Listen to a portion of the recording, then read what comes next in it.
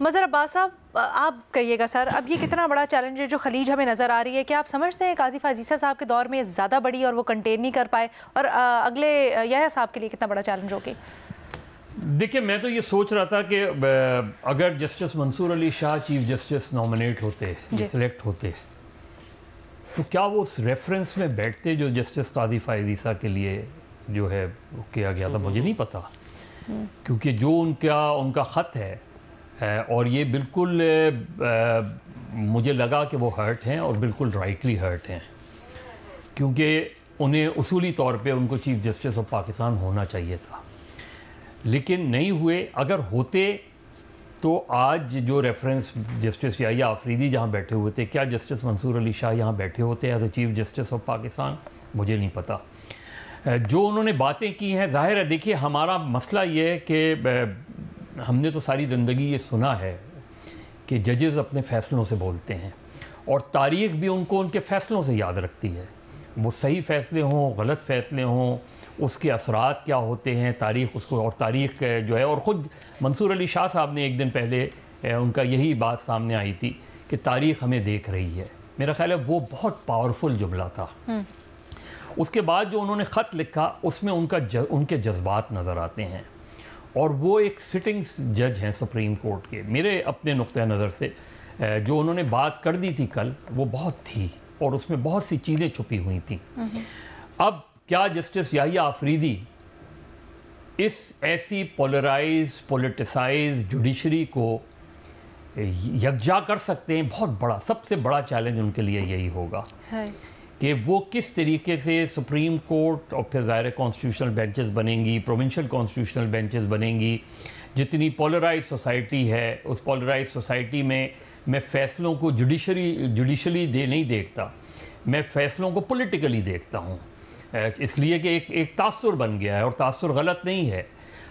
मैं सिर्फ ये, जब उन्होंने ये कहा, थोड़ा सा इसकी वजाहत करें, क्या मतलब आप फैसलों को पॉलिटिकली देखते हैं? हम सब देखते हैं ना पॉलिटिकली। मुझे क्या पता उसके जो रीमा से क्यों हम ओपिनियन लेते हैं, हम किसी वकील को बुला के क्यों ओपिनियन लेते हैं? इसलिए कि उस जजमेंट के जो लीगल पॉइंट्स हैं वो मैं नहीं समझ सकता, वो कभी भी नहीं समझ सकता। सही है।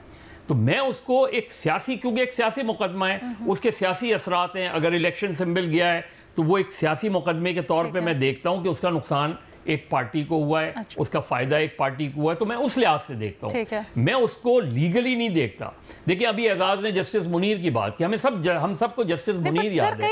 यही तो बिगाड़ पैदा नहीं कर रहा कि हम, यही मैं कह रहा हूँ, बिल्कुल यही बात कह रहा हूँ।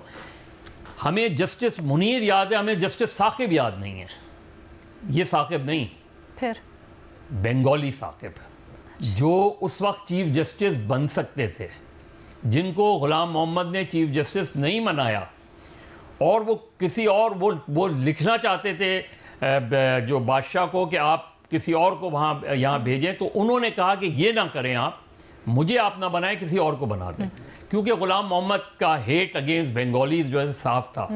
तो हमें जस्टिस साकिब याद नहीं है, हमें जस्टिस मुनीर याद है, जिसके बाद आज तक पाकिस्तान में लॉ ऑफ नेसेसिटी से बाहर नहीं सके। अब याह्या आफरीदी साहब एक ऑनरेबल जज हैं, एक उनका पूरा ऑनरेबल करियर रहा है, उनके लिए बड़ा चैलेंज है। उनके लिए चैलेंज ये है कि किस तरह जुडिशरी को मुत्तहिद कर सकें। ज़ाहिर है, अगर आप वो जस्टिस मंसूर अली शाह भी इसी सुप्रीम कोर्ट में हैं, जस्टिस अतर मिनल्ला भी, और ये मुझे याद नहीं पड़ता कि तारीख़ में इससे पहले कभी इतने जजेस ने सुप्रीम कोर्ट के किसी फेयरवेल में, किसी रेफरेंस में इतने जजेस एब्सेंस हुए। देखिए, जस्टिस काजी फाजीसा का 1-1.5 साल, मैं जस्टिस काजी फाजीसा को उस वक्त से जानता हूँ जब वो यहाँ लॉयर थे और प्रैक्टिस करते थे, और मैं कोर्ट रिपोर्टिंग करता था।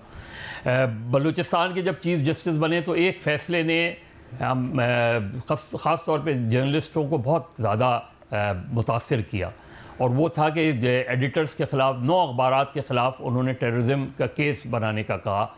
जो कंट्रोवर्सी ये थी कि जो कलदम तंजीमें थी उनके बयानात छापते थे, एडिटर्स की प्ली ये थी कि हम ये बयानात इसलिए देते हैं कि हमारी ज़िंदगियों को ख़तरा है, लेकिन बहरहाल वो उनके ख़िलाफ़। जस्टिस काजी फाजीसा के 2-3 फ़ैसले कंट्रोवर्शियल हैं मेरे लिहाज से। जो इलेक्शन वाला फ़ैसला था, जो इलेक्शन हर सूरत में कोई ऐसी जवाब नहीं था कि इलेक्शन अक्टूबर में नहीं होते। कोई ऐसा इलेक्शन कमीशन ने ये जो उज़र पेश किया था या मिनिस्ट्री ऑफ फाइनेंस जी पैसे नहीं हैं, ये कोई उज़र था? इसकी बुनियाद पे आप कोई चीज़ जो कि लिखी हुई है कॉन्स्टिट्यूशन में कि 90 डेज में होनी है, और उसी हेयरिंग में ये कहा गया कि अक्टूबर के बाद जो भी प्रोसेस होगा वो इलीगल अनकॉन्स्टिट्यूशनल होगा। तो उस लिहाज से तो 8 फरवरी का इलेक्शन इलीगल भी था और अनकॉन्स्टिट्यूशनल भी था। फिर उनके क्रेडिट में ये बात जाती है कि उन्होंने अपनी 184(3) को सरेंडर किया सुप्रीम कोर्ट में, लेकिन फिर वही बात है कि जब आप सरेंडर कर रहे हैं तो फिर बीच में इफ और बट नहीं होती। तो उनके कंट्रोवर्शियल फैसले भी रहे। सर बट आप इलेक्शंस वाले को कंट्रोवर्शियल कह रहे हैं, दैट्स वेरी स्ट्रेंज, क्योंकि हम बड़ी दफ़ा इसके ऊपर बात कर चुके हैं। पसे पर्दा क्या अवामिल थे और क्या बातें हो रही थी जब हमें ये था कि दबाव ऐसा आ रहा है कि शायद दबाव ऐसा आ रहा है कि इलेक्शन शायद हो ही ना। ऐसे माहौल में तो ये क्रेडिट पे डाला जाता है काजी फायज़ ईसा साहब के। ये कोई ऐसा जवाब नहीं था। अच्छा, क्योंकि एक्सक्यूज ये पेश की गई थी ना कि जी पैसे नहीं है जी, तो वो पैसे 8 फरवरी को कैसे आ गए?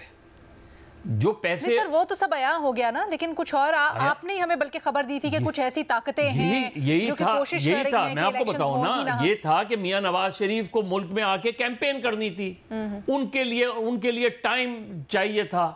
वो अलग बात है कि जब वो वापस आए तो उन्होंने देखा चीजें नहीं है। लेकिन जस्टिस मंसूर अली शाह जब ये कहते हैं कि इस वजह से वो साकिब निसार के भी उसमें नहीं रेफरेंस में गए और काजी फायज़ ईसा के रेफरेंस में नहीं बैठे, तो क्या इससे पहले जो रेफरेंसेस हुए हैं कोई एक चीफ जस्टिस तो बताएं कि वाकई जिसके रेफरेंस में बैठकर ये लगा हो कि इन्होंने अपने दौर में जुडिशरी का वक़ार बुलंद किया हो, उन्होंने अपने दौर में जो है यूजरपर के सामने आंखों में आंखें डाल के बात की हो। कोई एक चीफ जस्टिस बता दें कि जिसने ये किया हो। इफ्तिखार चौधरी साहब सबसे ज्यादा लॉन्गेस्ट सर्विंग चीफ जस्टिस। तसद्दुक जिलानी साहब वाज द लीस्ट कंट्रोवर्शियल, नहीं?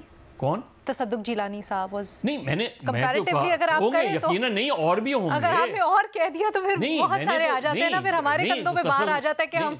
लेकिन हम तो ये बात कह रहे हैं ना कि कोई एक चीफ जस्टिस बताएं जिसने यूजरपर के आगे, यूजरपर के सामने, जिसने आप क्यों जुल्फकार अली भुट्टो का केस 10-12 साल क्यों पेंडिंग पड़ा रहा? खत्म कर देते, डिसमिस कर देते, नहीं सुनते, लेकिन एक केस को उठा के आपने साइड में रख दिया उसमें।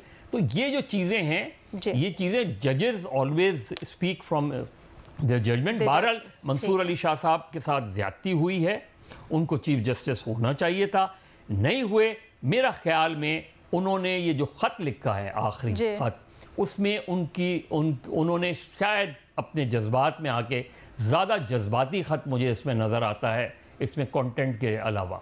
बस देखना ये है कि ये अगर उनके जज्बात हर्ट हुए हैं तो ये आगे तो नहीं कैरी फॉरवर्ड होंगे, तो that will be a big question.